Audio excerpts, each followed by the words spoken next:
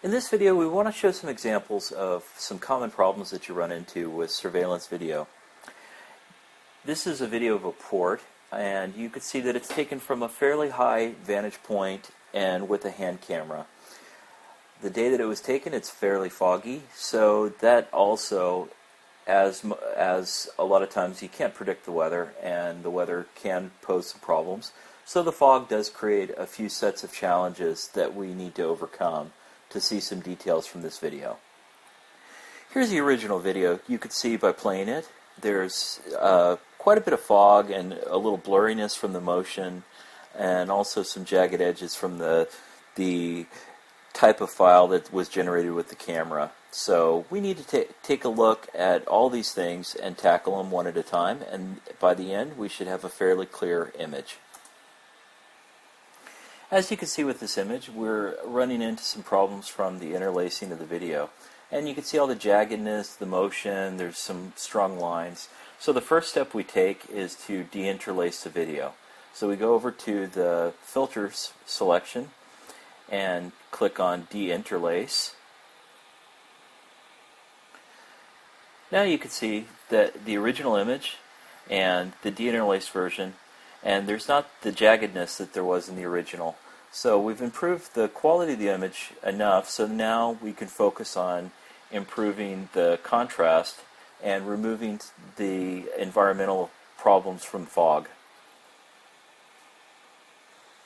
Now we apply the histogram equalization filter and go to the mode for colors, and now you can see we're starting to gain quite a bit of contrast and detail.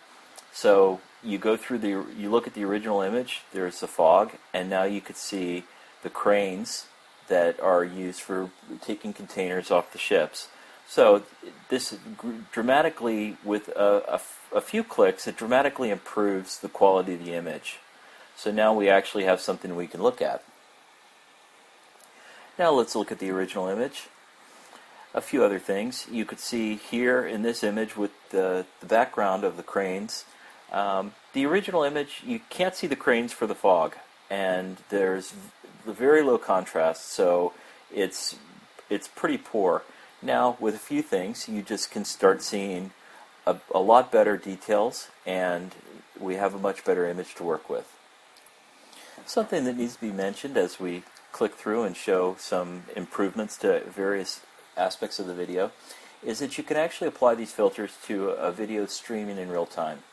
So if you have a surveillance asset, fixed camera, UAV, human intelligence gathering video, you can actually apply these filters as you're getting the video.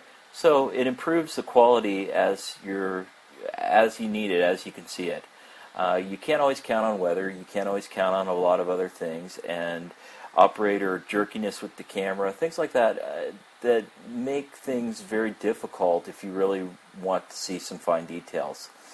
With applying as you go, you can now see some pretty good details from the original to what's already been processed.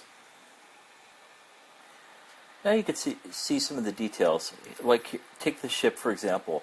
In the original video, you could see that there's just barely a shadow in the background. You can't tell if it's a ship, a building, a skyline, some other object.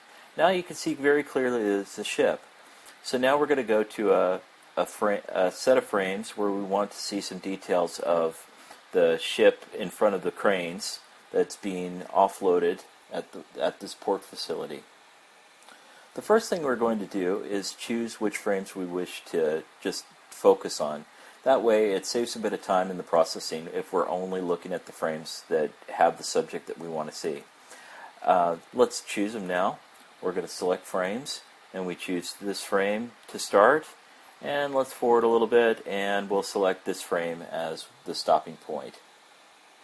Now I've created a small clip that's just a part of the video, but it only shows what we need to see in this case. The subject in this case is the ship that's being unloaded, so we only want to see the details related to this ship. Now what we want to do is stabilize the image. So now we'll select this part of the ship as a reference point, as the area that we wish to specifically stabilize.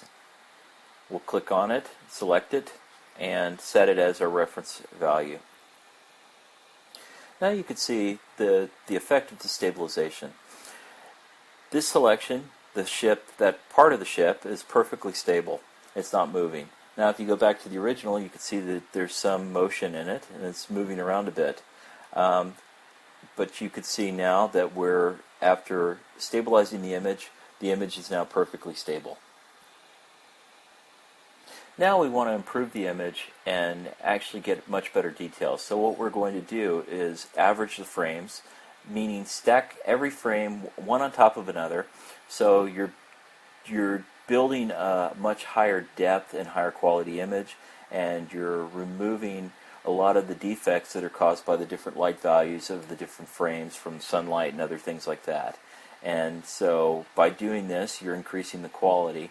So we have a much higher quality image, so we can take it and enhance it further from there. Now you see the result, and it's basically a fairly clear image. It's considerably higher quality than we started with, but we can improve it a little bit by improving the contrast. And let's just play around with that a little bit. Now you can see the original image, and then after going through the steps to improve, you can see here now we're left with a fairly high quality image that we can actually analyze and see fine details. That's really what we're trying to achieve here. We can see in a fairly short amount of time we have achieved a significant improvement from the original image. We've taken away the environmental issues, we've taken away the original video quality issues with the deinterlacing, and we've also selected precisely what we want to see and stabilized that image, and then averaged the frames to achieve a much greater depth and higher quality image. And this is something that could be done pretty quickly in the field if necessary, and you're left with a much higher quality image at the end.